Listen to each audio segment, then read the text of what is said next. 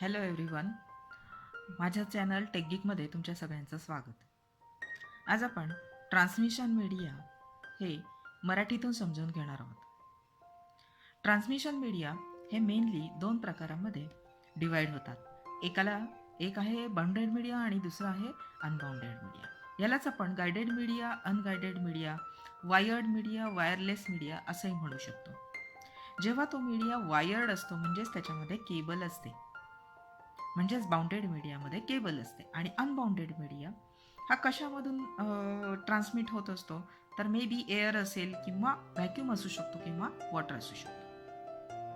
आता सगळ्यात पहिल्यांदा आपण बाउंडेड मीडिया डिटेलमध्ये बघायचं आहे. बाउंडेड मीडिया हा mainly bounded transmission media mainly 3 प्रकारामध्ये डिवाइड होतो. ट्विस्टेड पेअर, कोएक्झॅल केबल आणि फायबर ऑप्टिक केबल.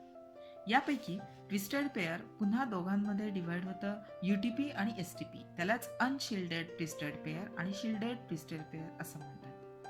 कोएक्झियल केबल दोन मध्ये डिवाइड होतं, थिकनेट आणि थिननेट.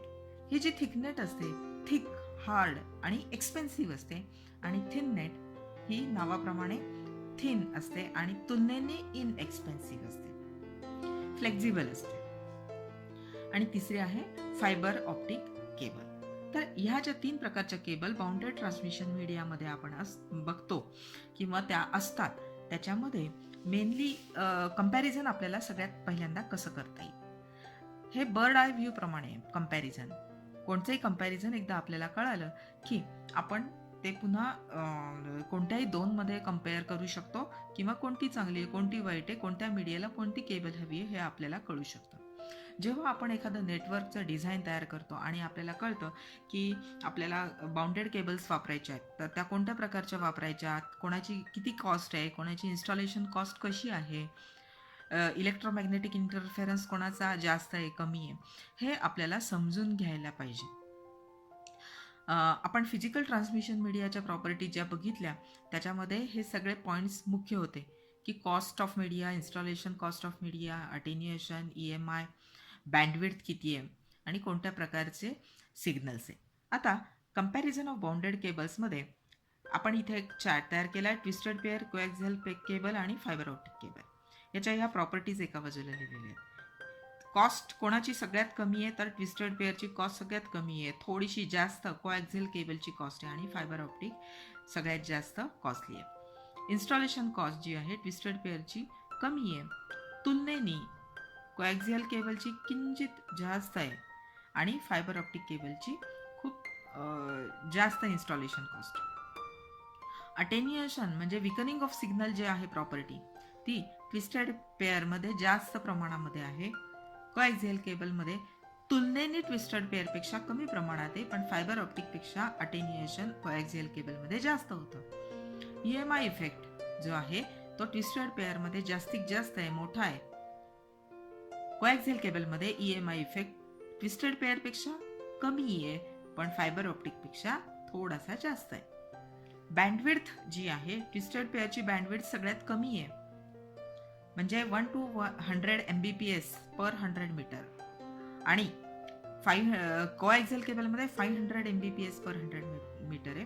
फायबर ऑप्टिक केबलमध्ये मात्र काही Gbps पर किलोमीटर अशी ती आहे. किलोमीटर हा महत्त्वाचा आहे, आणि साधारणपणे 2 Gbps असतं. सिग्नल टाईप ट्विस्टेड पेअर आणि कोएक्झियल दोघांमध्ये सिग्नलचा जो टाईप आहे तो इलेक्ट्रिकल आहे, आणि फायबर ऑप्टिक केबलमध्ये मात्र लाईट सिग्नल आहे.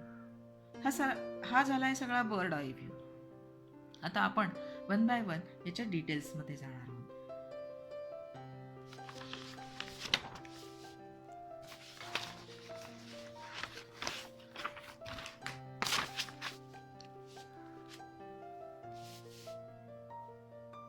याच्यामध्ये सगळ्यात पहिल्यांदा ट्विस्टेड पेअर.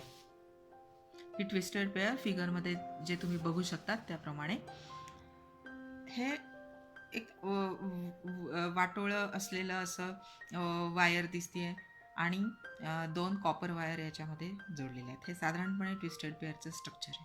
जे ट्विस्टेड पेअर आहेत या 2 भागांमध्ये डिवाइड होतात, आत्ता सांगितल्याप्रमाणे UTP आणि STP. मग या दोघांमध्ये काय फरक आहे?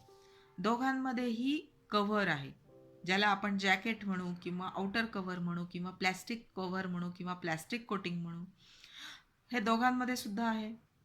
दोघांमध्ये सुद्धा कॉपर वायर आहेत. 2 ट्विस्टेड कॉपर वायर आहेत. इकडे पण 2 ट्विस्टेड कॉपर वायर आहे. पण STP केबलमध्ये हे एक शील्ड आपल्याला दिसते. हे जे शील्ड आहे ते ॲल्युमिनियम किंवा पॉलिएस्टरपासून बनलेलं असतं. या दोघांमध्ये हा आपल्याला फरक नीट सांगता येतो.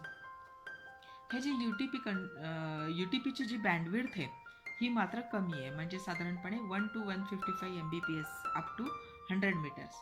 आणि STPची बँडविड्थ थोडी जास्त आहे, साधारणपणे 500 Mbps अप टू 100 मीटर्स. याच्यामध्ये अटेन्युएशन जास्त आहे, याच्यामध्ये अटेन्युएशन कमी आहे तुलनेने UTP पेक्षा. UTP मध्ये सेन्सिटिव्ह टू EMI आहे आणि याच्यामध्ये STP मध्ये EMI is reduced because of shielding is there. म्हणजे काय, हे शिल्डिंग आहे, हे कव्हर आहे एक प्रकारचं, जॅकेट कव्हर एक मध्येच असलेलं, जे याच्यामध्ये नाहीये. साधारणपणे UTP ही टेलिफोन सिस्टीममध्ये वापरली जाते आणि STP ही लॅनमध्ये वापरली जाते. हा या दोघांमधला महत्वाचा फरक आहे. आता नंतरची जी वायर आहे ती कोॲक्सियल केबल आहे. फिगरमध्ये बघा, याच्यामध्ये 1, 2, 3 आणि 4 कोटिंग तुम्हाला दिसतात. सगळ्यात महत्वाचं, ही एक हॉलो केबल आहे आणि एक कॉपर कोअर जे आहे किंवा सॉलिड कॉपर जे आहे ते सगळ्यात मध्यभागी आहे. सॉलिड असतं हे. ट्विस्टेड पेअरमध्ये अनेक कॉपर वायर एकमेकांना जोडलेले असतात आणि त्याच्यानंतर त्याचं बाहेरचं जे कव्हरिंग आहे ते इन्सुलेटर आहे, इन्सुलेटिंग मटेरियल आहे. त्याच्याही बाहेरचं जे मटेरियल आहे ते ब्रेडेड आउटर कंडक्टर किंवा याला कंडक्टर असं म्हटलं जातं. मग वायर मेश जॅकेट आहे आणि हे सगळ्यात आउटर कव्हरिंग आहे, आउटर प्रोटेक्टिव्ह प्लॅस्टिक कव्हरिंग आहे. याच्यामध्ये हे कव्हर तर करतंच, याच्यामुळे सुद्धा EMI कमी व्हायला मदत होते आणि हे जे सॉलिड कॉपर कोअर असतं याच्यामुळे अटेन्युएशन कमी होतं, बऱ्यापैकी कमी असतं, मिनिमम असतं ट्विस्टेड पेअरच्या कंपॅरिझनमध्ये. आता ह्या ज्या कोॲक्सियल केबल आहे याच्यामध्ये 2 प्रकारच्या पुन्हा वायर असतात, थिकनेट आणि थिननेट. याही पूर्वी सांगितलं होतं. जी थिकनेट थिक, हार्ड आणि एक्सपेन्सिव्ह असते आणि थिननेट मात्र थिन, फ्लेक्झिबल आणि एक्सपेन्सिव्ह असते. आता पुढची जी केबल आहे ही आहे फायबर ऑप्टिक केबल. याच्यामध्ये फिगरमध्ये नीट बघा, स्ट्रक्चर खूप छोटं साधंसं आहे. याच्यामध्ये कॉपर केबल नाही आहे, सगळ्यात महत्त्वाची गोष्ट.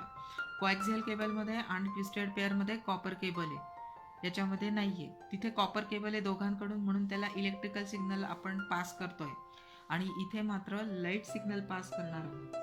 हे आता का बरं का फायबर ऑप्टिक केबल अस्तित्वामध्ये आली? कारण की शास्त्रज्ञांनी ही शोधून काढली, कारण की पूर्वीच्या जे पारंपरिक ज्याला आपण म्हणू ट्विस्टेड पेअरमध्ये आणि कोॲक्सियल केबलमध्ये काही प्रॉब्लेम्स येत होते.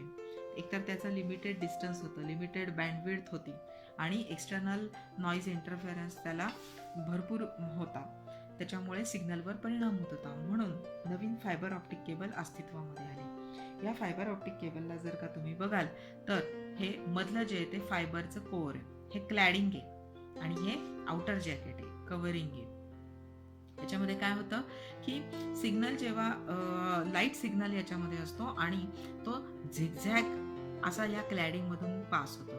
आता उदाहरणार्थ इथे हे जे आहे हे मधलं हे जे सिग्नल पास होतो आहे झिगझॅग फॅशननी लाईट सिग्नल पास होतो आहे. हे जे आउटर कव्हरिंग जे दिसतं आहे याला क्लॅडिंग म्हणायचं. जेव्हा लाईट सिग्नल पास होतो इकडून तिकडे तिकडून इकडे, काही प्रमाणामध्ये अगदी निग्लिजिबल अमाऊंटमध्ये हा जो सिग्नल आहे हा ॲब्सॉर्ब केला जातो मीडियामध्ये आणि जेव्हा हा सिग्नल या क्लॅडिंगवर आदळतो त्यावेळी ते क्लॅडिंग परत तो सिग्नल आतमध्ये पाठवतो फायबर कोअरमध्ये आणि परत तो जातो. म्हणजे क्लॅडिंगचा हा सेफ्टी साईडनी आपल्याला उपयोग होतो. आणि या च्या बाहेरचं जे कव्हरिंग आहे हे जॅकेट म्हणू शकतो किंवा आउटर कव्हरिंग असं म्हणू शकतो आपण. आता ही जी आहे ही एकतर ग्लास ट्यूब असू शकते, टायनी एकदम बारीक असतात या, त्याच्यामुळे ह्या अनेक ट्यूब्स एका बंडलमध्ये मावू शकतात याची बँडविड्थ अतिशय जास्त आहे आणि हलक्या आहेत वजनाला, ज्याचं अटेन्युएशन एकदम कमी आहे, अगदी कमी आहे, लक्षातही येत नाही, निग्लिजिबल आहे. सगळ्यात महत्त्वाचं म्हणजे नॉईजलेस आणि शॉकप्रूफ कम्युनिकेशन आहे. स्ट्रॉंग वायर्स असतात, फ्लेक्झिबल असतात. त्याचप्रमाणे करोजन जे होतं केमिकल्समुळे किंवा वॉटरप्रूफ तर असतातच, पण केमिकल्समुळे जे करोजन होतं त्यापासूनही आतले जे सिग्नल्स असतात ते सुरक्षित राहतात. त्याचा ह्या वायरवर, फायबर ऑप्टिक केबलवर काहीही परिणाम होत नाही. वेगवेगळ्या कम्युनिकेशन सिस्टीमसाठी हे वापरलं जातं. त्याचप्रमाणे हे कोणत्याही टीव्ही सिग्नल कडून टॅप केलं जात नाही आणि ते कोणत्याही प्रकारचे सिग्नल रेडिएशन करत नाही. हे काही विशिष्ट फायबर ऑप्टिक केबलचे फायदे आहेत. म्हणजेच काय की जे आपण कम्युनिकेशन करतो ते फायबर ऑप्टिक केबलच्या द्वारे केलेलं लाईट वेव्ह प्रोपगेशन जे असतं त्याला फायबर ऑप्टिक कम्युनिकेशन असं म्हणतात. थोडक्यामध्ये आपण या तिन्हीच्या तिन्ही वायर बघितलेल्या आहेत, केबल्स पाहिले आहेत. Thank you for watching.